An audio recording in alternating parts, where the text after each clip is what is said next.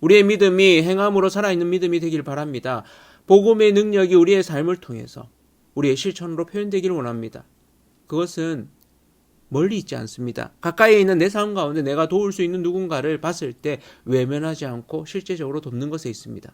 신년 특별 새벽기도의 네 번째 날입니다. 오늘은 복음의 능력은 행함으로 드러난다라는 제목으로 말씀을 나누고자 합니다. 야고보서 말씀을 같이 5일에 걸쳐서 나누고 있는데 오늘은 야고보서 1장 19절부터 27절 또 2장 14절부터 26절 말씀입니다. 이 말씀을 통해서 행함의 중요성을 같이 나누려고 하는데요. 행함의 중요성은 잘 아실 겁니다.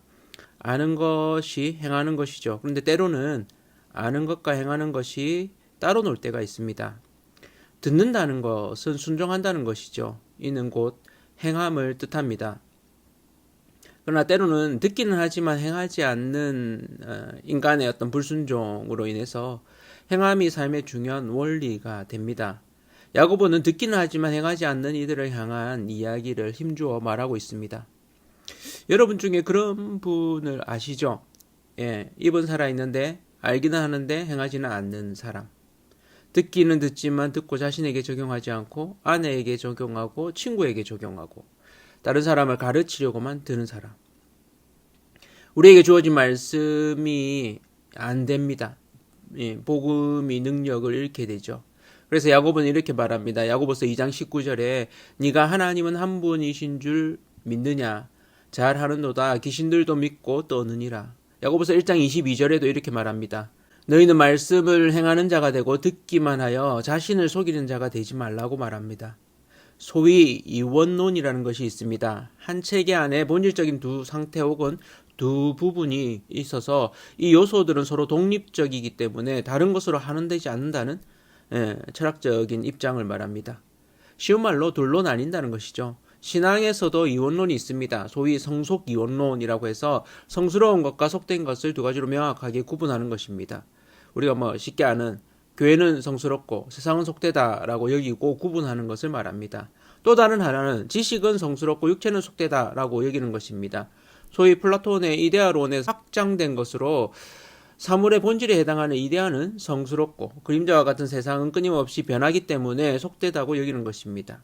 그러다 보니 지식과 관련된 것은 거룩하다고 여기고 육체와 관련된 것은 속되다는 인식이 생기게 되었습니다.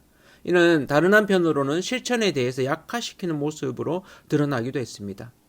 기독교에도 이러한 플라톤의 이원론의 영향으로 거짓 가르침이 영향을 미쳐서 소위 영지주의라고 하는 이단 사상이 초대교회에 큰 영향을 미치기도 했습니다.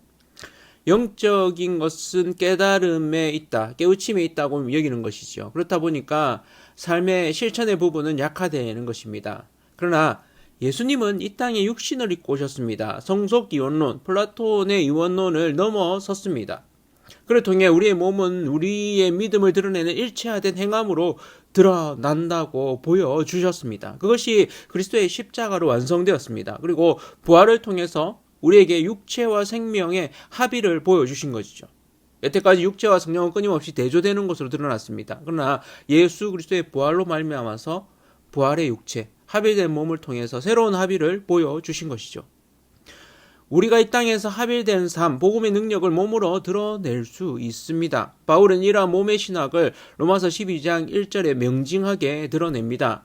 그러므로 형제들아 내가 하나님의 모든 자비하심으로 너희를 권하노니 너희 몸을 하나님이 기뻐하시는 거룩한 산제물로 드리라. 이는 너희의 드릴 영적 예배니라 라고 하면서 하나님이 기뻐하시는 산제물이 바로 우리의 몸으로 드리는 삶의 예배라고, 이것이 바로 영적인 예배라고 말씀합니다.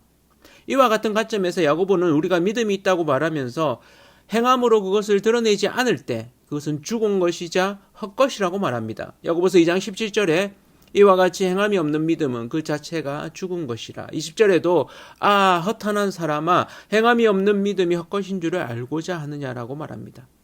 그러니까 누군가 지체가 못 먹고 헐벗어서 일용할 양식조차도 없는데 말로만 가서 먹어라 배부르게 하라고 말하고 아무것도 그 몸을 위해 쓸 것을 주지 않는다면 아무런 유익이 되지 않죠. 그럴 때는 그에게 필요한 음식을 사주어야 됩니다. 필요한 옷을 공급해야 하죠. 행함 있는 믿음은 살아있는 믿음입니다. 복음의 능력은 행함으로 드러나죠. 내가 예수 그리스도를 믿음으로 구원을 받았다면 그 구원은 내게 있어 복음의 능력이 됩니다. 그러한 복음의 능력은 나의 삶의 행함으로 드러납니다. 누군가 어려운 사람이 있다면 그를 구체적으로 도와야 합니다. 말씀을 들었다면 그 들은 대로 가서 행하는 것이 복음의 능력입니다. 그래서 야고보서 1장 27절에서 야고보는 이렇게 한마디로 정리합니다. 하나님 아버지 앞에서 정결하고 더러움이 없는 경건은 곧 고아와 가부를 그 환난 중에 돌보고 또 자기를 지켜 새 속에 물들지 아니하는 그것이니라고 말씀합니다. 고아와 가부, 당시에 가장 천대받던 소외된 계층이죠. 지금으로 따지자면 복지의 사각지대에 있는 사람들입니다. 우리의 믿음이 행함으로 살아있는 믿음이 되길 바랍니다. 복음의 능력이 우리의 삶을 통해서 우리의 실천으로 표현되기를 원합니다. 그것은 멀리 있지 않습니다. 가까이에 있는 내 삶 가운데 내가 도울 수 있는 누군가를 봤을 때 외면하지 않고 실제적으로 돕는 것에 있습니다. 가장 가까이 있는 내 아내, 내 남편을 사랑하는 것이고 내 아들, 딸, 내 어머니, 아버지를 사랑하는 것입니다. 가장 가까운 친구와 바로 옆집에 사는 이웃을 향해서 하나님의 인자하심과 용서를 보여주는 것입니다. 더 큰 것, 구조적인 것을 생각할 수도 있습니다. 이것은 국가적인 문제 혹은 정부가 해야 하는 일이라고 생각되는 지점들도 있습니다. 그런 생각들을 하면서도 구체적으로 우리가 실천하는 부분들은 이런 체계적인 변화, 구조적인 변화를 생각하는 것도 물론 필요합니다. 그러나 전지구적인 변화를 생각하면서 또 환경과 평화를 위해서 아주 작지만 구체적인 움직임들이 필요합니다. 그것이 바로 행함입니다. 구체적으로 내가 할 수 있는 행동, 내가 할 수 있는 실천, 행함 있는 믿음은 복음의 능력이 내 몸을 통해서 드러나는 것입니다. 가까이 있는 이를 사랑하고 용서하십시오. 자녀들 위해 일회용 사용을 줄이는 것, 쓰레기를 잘 분리하는 것이 우리가 실천하는 아주 작지만 구체적인 행함입니다.